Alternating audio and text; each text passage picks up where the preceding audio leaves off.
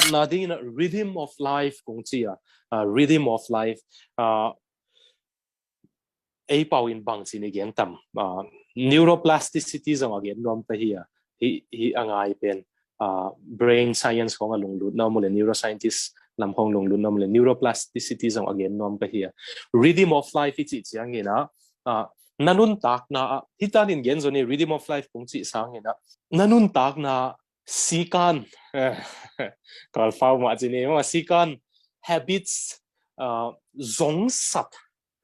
nanun tak na zong sat hoi na nei ding tua pen nang ong kem ding na lung simong kem ding hi chi khat nang gen nomi hi pen khang no hi lai ke bang zong tu ma kum nga la in sikan to bisai ong gen le chin zanwam lo ding to mana zanwam lo na mu le ong tel siam hi ngai hang na na nga yun ong chin wa ma ki si clothing hi te chini na sikan pen ken ni dang thu pi salo habits ichi pen mo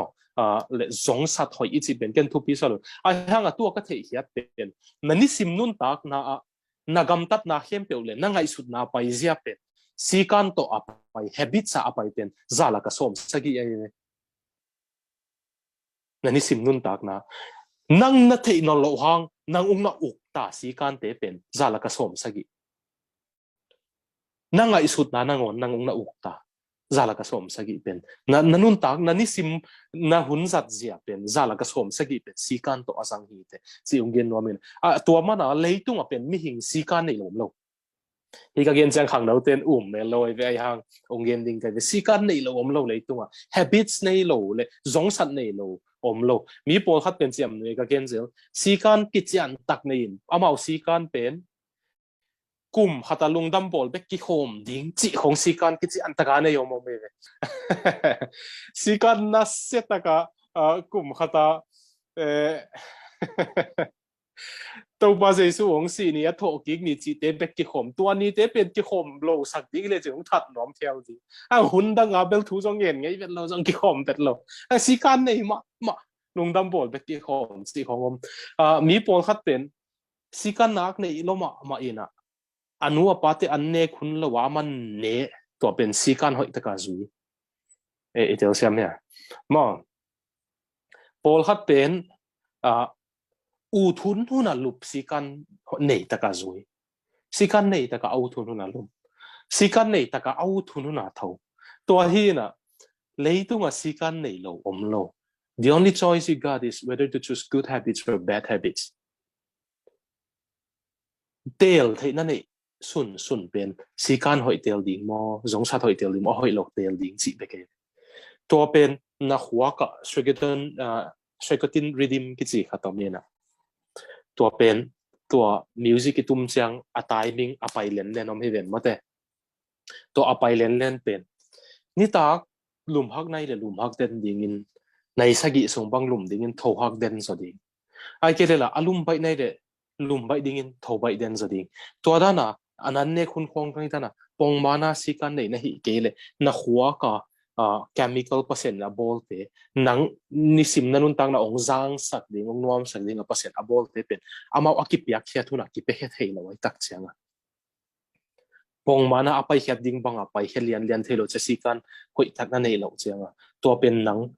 jing sang tho phet khong ko manong he sak lo pi khong tho me mu om me mu abang chi le bang ma chi lo a he na mu he lo ai abang chi bang ma chi lo tho lem lo chi pong mong mo to te khong om pen sikan hoi lo ma nei ve itel siam mo ai na to pen jing sang tho lo be ke lo nani siwa na lung sim na puak ki gi ye zong atang pi pen tampi tak pen thu hang tampi tak om i tu thu te jong hi thei to te jong den chang gen ai hang tampi tak pen sikan nei lo man na hi ngai sun ne chen ipui pa te pen lung kian na nei lo we ipui pa ten ipui pa te penin psychological sickness na nei mel lo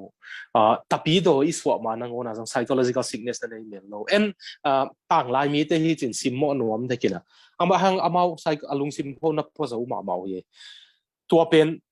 ahang tampi te la ka khat pen bahang yam sile amau sikan nei taka nung ta ngai sun leo chin ni kho hoi nia nia so chang tho kho hoi lo ni a kwang tai chin a kwang ta tho itel siam ya alarm ko ibang timing hoi taka pai lowa kwan ding huna kwan sun sia nek ding huna ne kia lam nek ding huna ne an nek ding huna ne na sep ding ma se ni sa inin ni kem tai chia ni chia azupi wa don ding huna don an ne lum hoi taka timing hoi taka nei lian lianu itel siam ya mo hoi taka nei lian wa hi man amau pen a life redeem mo anun tang na redeem mo anun tang na a paizia pen pai let ata kim lian a pai chine music bangin lian din chine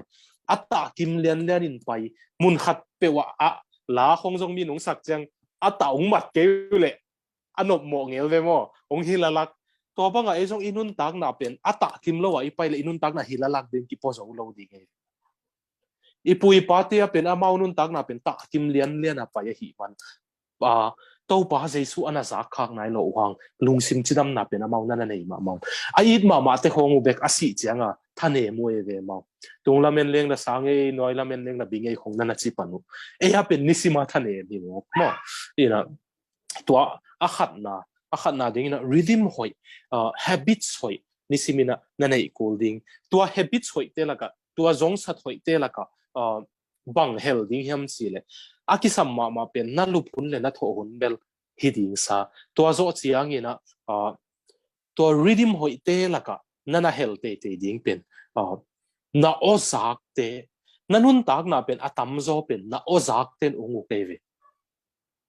o zalo ding si le chin zong zading o zalo ding chi o pen za ve ding iseve o zalo ding na chi le zong o zalo ding chi o pen za ve ding hing pen o lo to ta thelo ilung sima o king den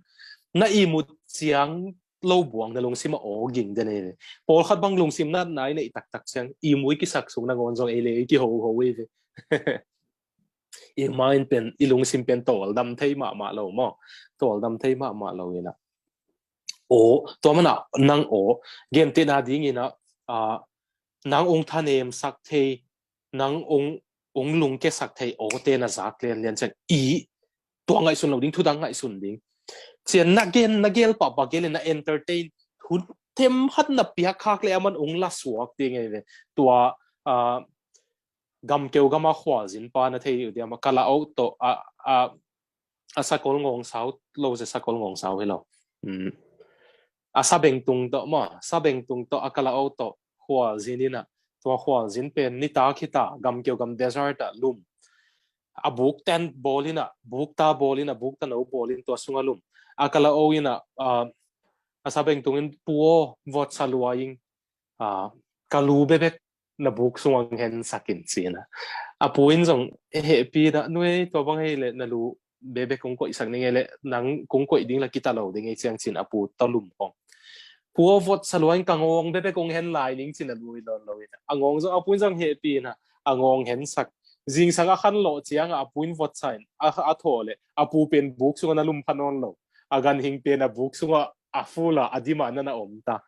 to ma banga negative thoughts thu hoi lo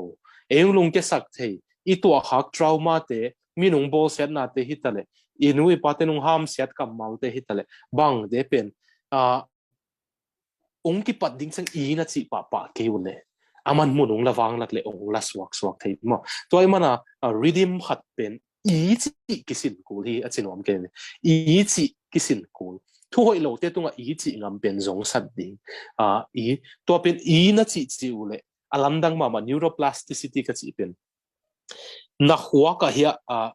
na prefrontal cortex na huwa ka na thu hen sat na mun pen na thu hen sat na ong hu mun pen thu hoi lo tunga I na chi ngam sem sorry ama tua mun pen na prefrontal cortex pen na khau tek ding na tha hat tek ding na nga dinga I chi bai lam tek ding itel sem ya ma tua pen thanem thei ven na huak pen thanem thei I thu hoi lo te tu I chi le che ama na tha tek ding nang thu hoi lo depressive thoughts te lungkian na lungsim te ong pai chang nang nok zo tek ding atu nga bel nok zo pa lo mai the hang I na chi to le chin na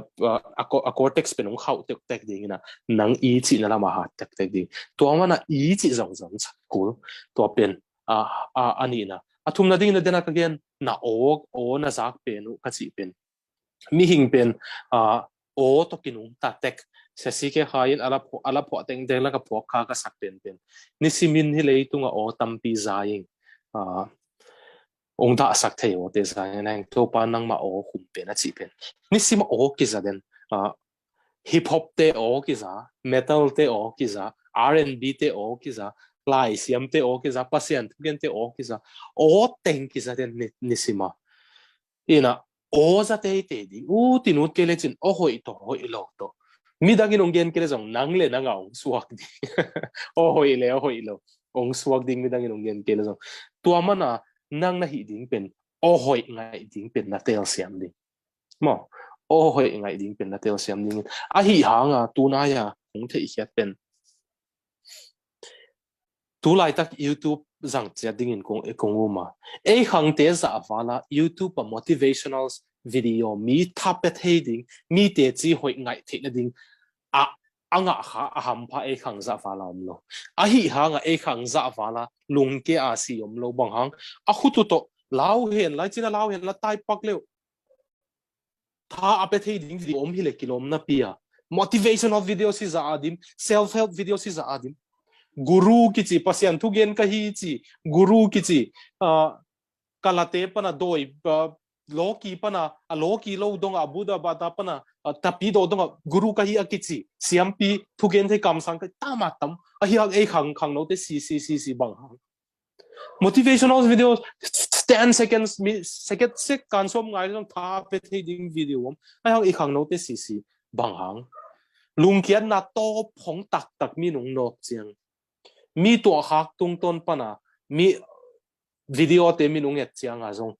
su zo non lo o nang to bang nang ai su le ong hu mo lung dam hoye ai hang ke vel ke ding ke to ti to bezel mo ke ve itel siam ya even the most motivating videos just ended up irrelevant to us mo ke ve ilung ya tak chiang hardcore bedrock lung kya ki that nom tak ayom chiang mi thanga na ma ke hon khia video chi te na ngonu ke to ki tuak ke amau bel lung dam pi ke to bel ki tuak ke chi to be mo ke ve tua mana self help te zang vo motivational videos te zang vo lung dam hoi lo a hi hang atop honga nang le nang na hoarded resources nang na kai hop zo tengin ong hu zo na lo chiang nang sung pan na ki self help zo na lo chiang a pasian hu na le midang hu na ang ki sam ding ne itel siam ya na ki self help zo na lo chiang when you can no longer help yourself anymore when your hoarded resources are gone that's where God started to speak nang le nang thana ki piak thein lo chiang tua chiang e ve leitung self help ten zong guru ten zong hu thein lo chiang tua chiang e ve nang lampan pak ma om kiu lo wa lung kian na top khung na tuak chiang pasian o ong ki pan ding tua pasian o angai thei aza thei ding ana om ding pen ong man phama ma ding ke ka te chi zong ka gen zela kan eu lain kapan nang si chia ong chi zelina ke zong anang tak pi na ki sai na nang tak pi ki su sak ki sa su pa ziaw ina nidang pol khata ding surprising nidang number 4 hi ka hi man nidang kham the su ka hi manina tool ni le guk pan hong kham the ki su to ina to zo aneng neng te ki su to in to zo tool ni le bangza yam panan ki kap ngek pen kong hol ding chiang guk vei hong hol som ge ve kal ni khani chi bang ka hol zo hu na me a hi hang a hak sat na tak withdrawal symptoms ki chi igu itang teng na tak chiang ha kalung sim sunga ebel in kon hoi lo pan ki khang khia neu pana awang selim lim ki beglo ina pana nang ong chi akinang tak ma kham te zo lo ding ma ki hin te ki chen ba ki tu ki zel khabang zayam mol kin ki chi chiang zong lung kiat na the mongom le akinang ma ven chen ma ki tu ki zel ang tua o pen tu hun chang zong khat fe ve ong pai ki thein tua pen hun sot ka lung sima tol bol sak lo pasian o to lai pa mo itel siam ne ma tua o pen nang te chi open le ai pen a ki wang sia hi chi open wang phasi nge jesu he pi na tang kha jesu singlam te jesu si pi ta ka sakwa tun ke anang hinon lo philipia jesu hangin na hem pe ung hat sak jesu hangin na hem pe ka hi zo hi chi o to kanun tang nang ki hek chang tu kum som sung kham the khat be jong puk non lo pa sian ina ama ana sem ni khong jang mok mo ke le mo ina na o zak penin nanun tak na onguk ding na en leo chen Korean o azamun te pen Korea te mang bang pa lem ding ina metal o azamun te pen metal o mang bang pa lem ding man bang kila ding chileo chin chi khong pa la la mok ding hip hop o azamun te pen man kila ding chile jen hi chi khanga chi khong ngom pa ding tua te pen asia ka chi na hilo hile zong pasian ona zak sang tua te na azak mun zok le tulai khang no pol khat bang Billie Eilish depressed loin Billie Eilish depressed pen aman jang depressed pi chi bang om liang ami thu pi mu pen i depression pen aman na ko pi tupak te to bigi te pen east coast west coast se ke khenina ama rap songa kinak nyan loi chang aman jong amau veng songa ho aveng lang khat te mu da so mok chi bang khong o i o zakin i thailo kalinun tak na ong na mo toy mana o zak tek tek pen pasian o zak ding ong de saking to to thum hita ali na le izo na ding hi phial ding ina avoid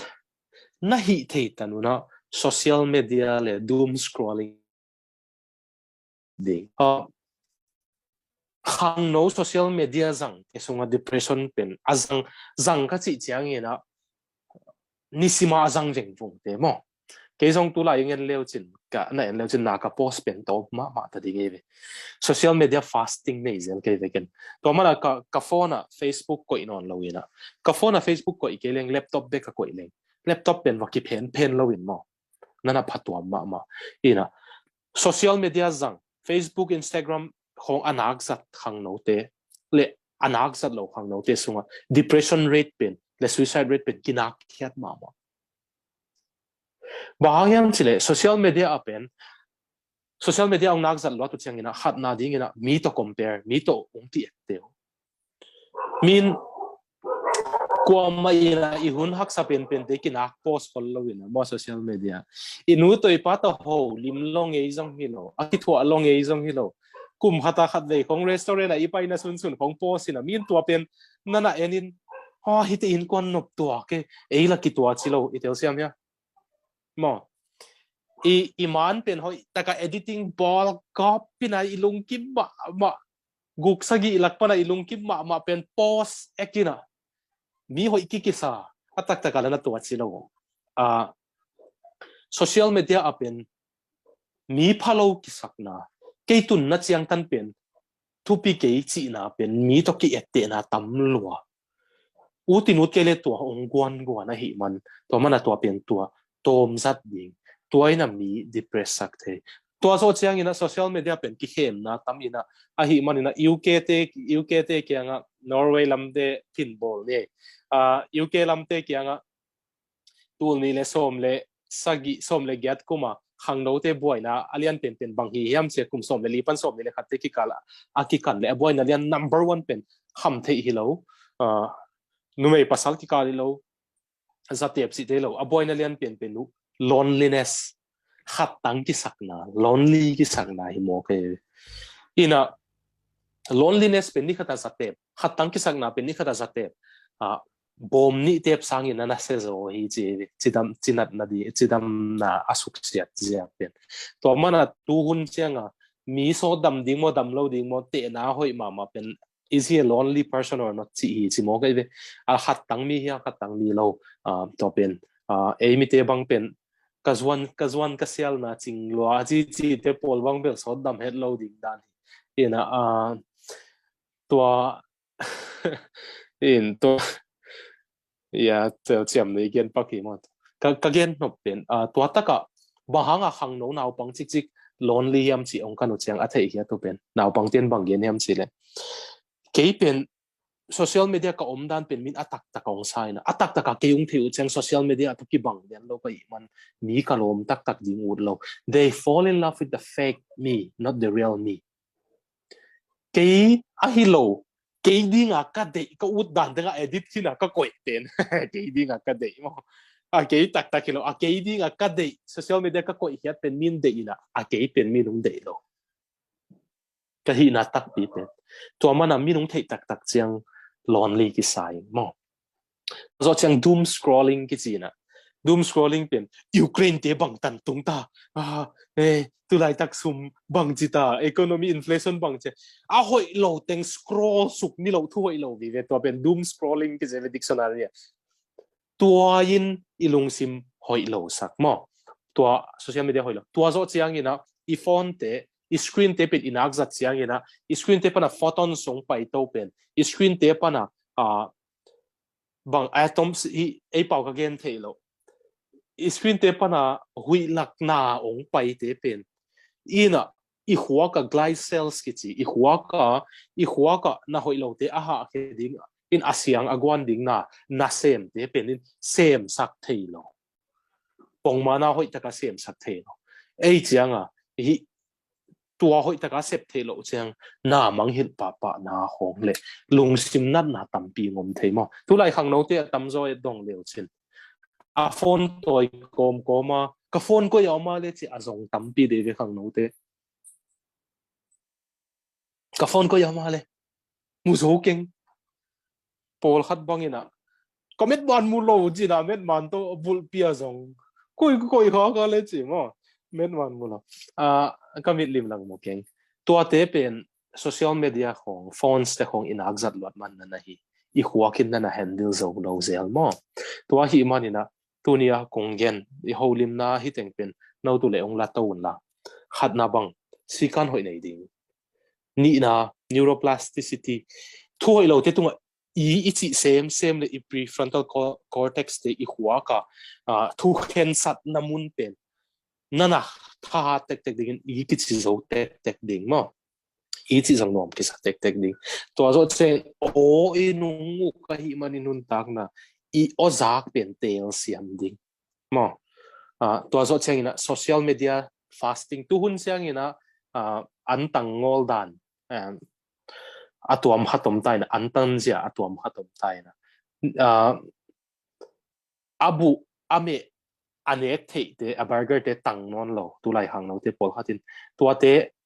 neuna a hi hanga ka anne kun tang bang tang cheni dang atena hi banga ken tu ka sung teng social media tang di Facebook zang lo ding Instagram zang lo ding YouTube zang lo ding tu ka sung teng pen ka sang ka nai ke kana sep na vai bek le pasian thu bek to ki wak ding chiu na mau social media an tang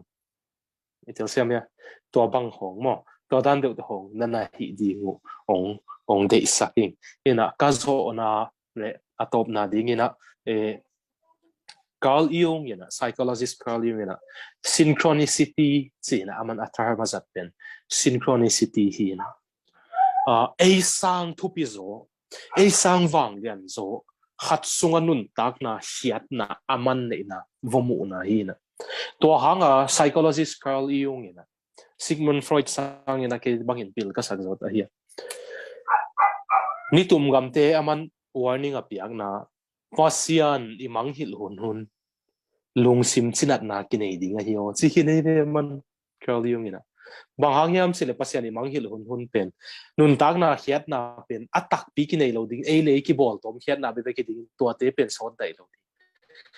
to a chi sa khata tu nen leo chin ni tum gama pasian ung mang hil lianu le thudang dang teng bel thu tuam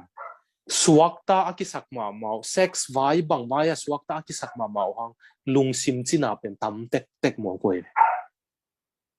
tel siam mo Carl Jung ina tuana na gen ina Viktor Frankl ina bangana gen ham sile Auschwitz kalpini laya German te hut nuaya juda mipil akiman ha psychology logotherapy ki chiung pan pa to abuna atu ateng tung to na Viktor Frankl ina tu khang te boy na lian pi pen nun tak na ahu thei ding van tampi ne yun a hi hanga bang hanga nung ta ding ka hiam chi pen nei lo hi che nun tak na hiat na nei lo they have many things to live with but they don't have something to live for cái tiếng xem nha nun tak na nun tak pi ding van tom ai pet pak ting nei a hiang bang hanga nung ta ding ka chi pen nei lo mo tua a huai pen Friedrich Nietzsche na if you have a why you can overcome any how why bang hanga nung ta ding ka hiam chi ki chian na nei le nun tak ding sia bang za ten hak sale jong nung ta so ding hi te ina Thomas Paine ki chi America te mi pil Age of Reason gel pa ina bang gen hiam chi le leitunga ni thu pi pen ni be kom hi khana pen na pian ni hi ani na pen bang hanga pian ka hiam chi na ki thei ni hi chi the first thing is the first most important thing is the day is the day you were born. The second, why when you know why you were born mo bahang anong ta kahim Dostoevsky novelist mintang paina nun tak pi ding nun tak na hang kitsian hat dei sing yo chigyo ngam Soren Kierkegaard ina Danish the philosopher mintang pana nun tak pi ding le si pi ding a hang kitsian hat de ing chi lung sim nat na anei te apai suak anei lo bel ki mel ke e khang hai hang nei na pin apai suak atam zo pen nun tak pi ding a hang nei non lo te nang bol tom te a hang an nei le tua te na hi zo ke le lung ke ding na hi zo le zong atung hi tamok ding nei changa a hiat nam non lo di tung tai changa quite the eagle has landed gel pa bangai tan novel amin kamang hila to pa na million ni alai bu million ne ki zo khit chang to na thei ni dang ina thei le chin na ut bangom he ma chi le I wish I had known before that when you reach to the top there's nothing there chi ni dang ina asang pen mun na ut ma na mun na tun chang atunga bang ma na om lo hi na mung ki gen le ka u thi chi amao le mau khiat na ki pen to ta na tu nu chang e lel di o na thu pi ke si ma a hi hak amao sang thu pi zo pasianin ke yong sami pasianin ke de na ne yaw pian sakhi che calling kitchen nei why pasian kyang pan pian sak na hang kitchen nei a hi lam ki thei te pen bang za tain hak sak to kleo zong nok zo ve veo lung ke lo hello lung kia ayang thau ki ma tua chiang ong kup pi ni ngai